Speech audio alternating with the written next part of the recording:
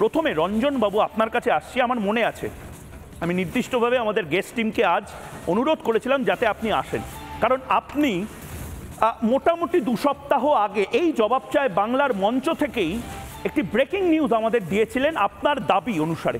Mascot spin control ল্যাবের পরীক্ষায় এটি প্রমাণিত। কেয়াসেট আলোপেক্স পেন্টা অ্যাক্টিভ নতুন চুল গজাতে সাহায্য করে, চুল পড়া বন্ধ করে। Keya Seth Alopex penta active 10 hair fall প্রবলেমের একমাত্র সলিউশন।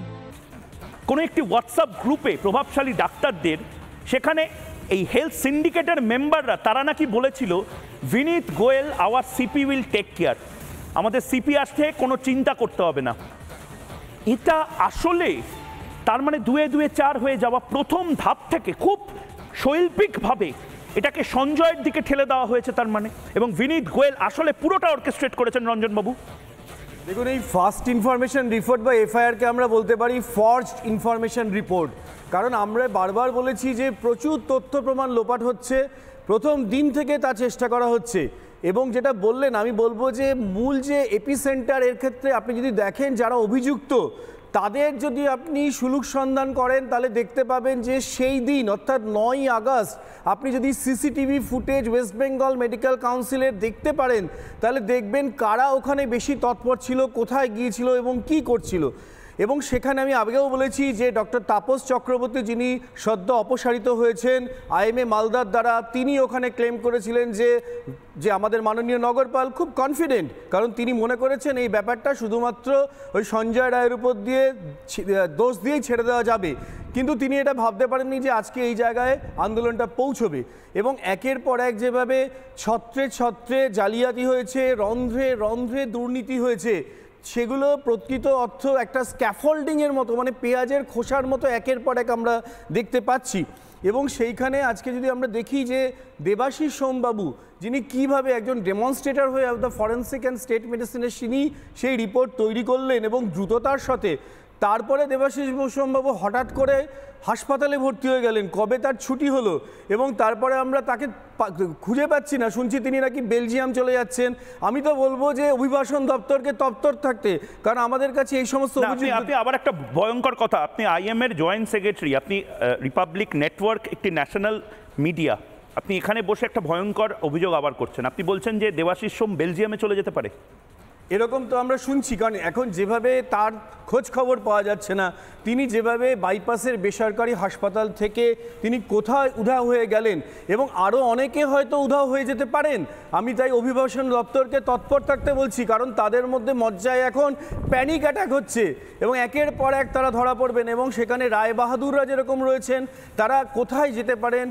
আরও যদি গভীরে যাওয়া যায়, সেই রায় বাহাদুরের যদি আপনি সম্পত্তির হিসেব করেন, আমাদের কাছে অভিযোগ আছে, আমাদের কাছে বিভিন্ন হোয়াটসঅ্যাপ গ্রুপের তথ্য বা এরকম আদান প্রদান হচ্ছে যে লন্ডনেও যদি খোঁজ করা যায় দেখা যাবে যে এই দুর্নীতির শিকড় লন্ডন পর্যন্ত পৌঁছে গেছে। বেশ, আমি আপনার কাছে আসবো, কিন্তু আমি দীপাঞ্জন চক্রবর্তীর কাছে এই প্রথম ভাগ জবাব চাই বাংলাতে। দীপাঞ্জন দা, কি মনে হচ্ছে, মানে এটা বেসিক আননোন মিসক্রিয়েন্ট, হয়তো অনেকে বলবে আরে বাচ্চাদের মতন ময়ূক কথা বলছে, কিন্তু এই বাচ্চাদের মতন একেবারে বিস্ময় বালকের মতন অবাক দৃষ্টিতে আমি পোস্টমর্টেম রিপোর্ট এবং এফআইআরগুলো যখন পড়ছিলাম, এবং আমার যিনি প্রতিনিধি সৈকত পালও যখন খবরগুলো ব্রেক করছিল, তখন আমরা একটা জিনিস দেখেছি যে এইগুলো আসলে বাচ্চাদের মতনই ছোট ছোট ছোট ছোট জিনিস করা হয়েছে, যাতে বড়রা এই জিনিসটা নিয়ে খুব বেশি মাথা না ঘামায়।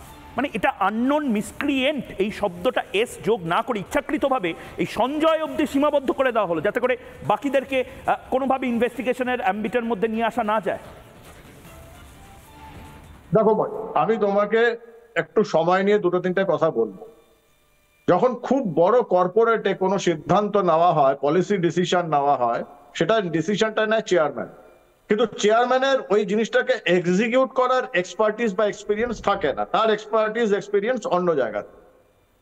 এখানে এই অভয়ার মৃত্যু পরোয়ানা লেখার সিদ্ধান্তটা ওই চেয়ারম্যান নিয়েছেন, কিন্তু চেয়ারম্যান এটা এক্সিকিউট করতে পারেন না।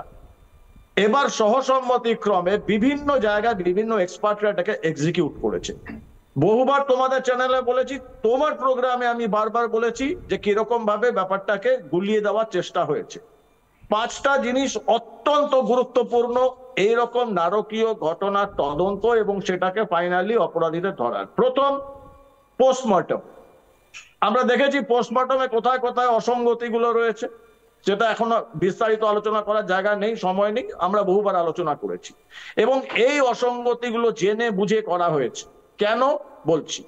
তারপরে এই যে বিভিন্ন ফরেনসিকের জিনিসগুলো, যেমন ধর আমরা যে বলেছিলাম যেটা হোয়াইট ফ্লুইড থেকে শুরু করে blood stain, everything and anything, সেটার সংগ্রহের প্রক্রিয়া, সেই প্রক্রিয়াটাতে বিভিন্ন জায়গা আমরা দেখেছি কম্প্রোমাইজ করা হয়েছে। থার্ড, এফআইআর, এটা তোমরা আজকে বলছো এফআইআর এর যে ভুলগুলো, উইলফুল রেপ বা তুমি যেটা বলছো ওয়ান মিসক্রিয়েন্ট, আননোন মিসক্রিয়েন্ট, ওটা মিসক্রিয়েন্টস কেন নয়, এটা জেনে বুঝে করা হচ্ছে। রেপ আর গ্যাং রেপ দুটো কমপ্লিটলি ডিফারেন্ট, তার গ্যাং রেপের ইম্প্যাক্ট অনেক বেশি। এখানে রেপ বলে এটা, যেটা আমি মনে আছে তোমার প্রোগ্রামে আমি বলেছিলাম, যেটা আমরা টার্মিনোলজি বলি কনফার্মেশন বায়াস, ধরে নেওয়া হচ্ছে যে এই লোকটা স্কেপগোট করা হবে এবং তাকে ফাঁসানোর জন্য বা তাকে ইমপ্লিকেট করার জন্য বিভিন্ন প্রমাণ তথ্য সমস্ত সাজানো হবে। 4 নম্বর, প্লেস অফ অকারেন্স বা ক্রাইম সিন, সেটাকে একটা জায়গায় দেখানো হবে ডিস্ট্রাকশন হয়েছে, আসল ক্রাইম সিন অন্য জায়গায়। পুরো মানুষ যখন ওই ডিকয় টার্গেটের দিকে ঢুকবে তখন এটাকে সরিয়ে দেওয়া হবে।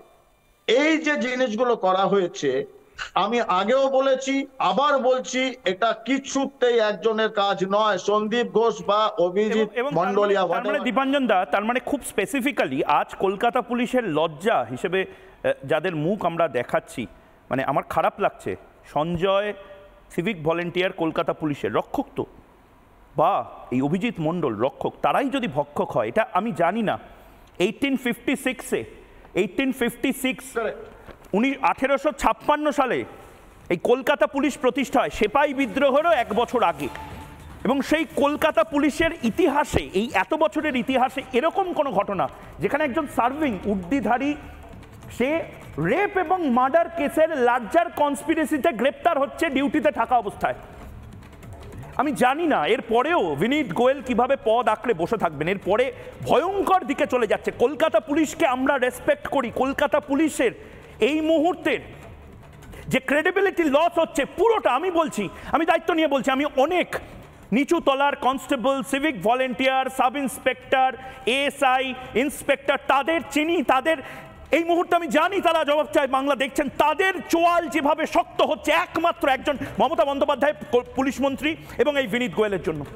তাদের ক্রেডিবিলিটি বাজারে গেলে তাদের যেভাবে বলা হচ্ছে যে আপনারাও আবার এভাবে অভিজিৎ মণ্ডলের মতন লার্জার কনস্পিরেসিতে যুক্ত নন তো, টালা থানার প্রচুর অফিসার, তাদের যে অবস্থা এ অকল্পনীয়, অকল্পনীয়। আমি বিশ্বাস করতে পারছি না একটা গোটা ফোর্সকে এভাবে জলাঞ্জলি দিচ্ছেন মমতা বন্দ্যোপাধ্যায় শুধুমাত্র নিজের ইগো আঁকড়ে, শুধুমাত্র বিনীত গোয়েল কিছু লোককে, প্রভাবশালী লোককে বাঁচানোর জন্য।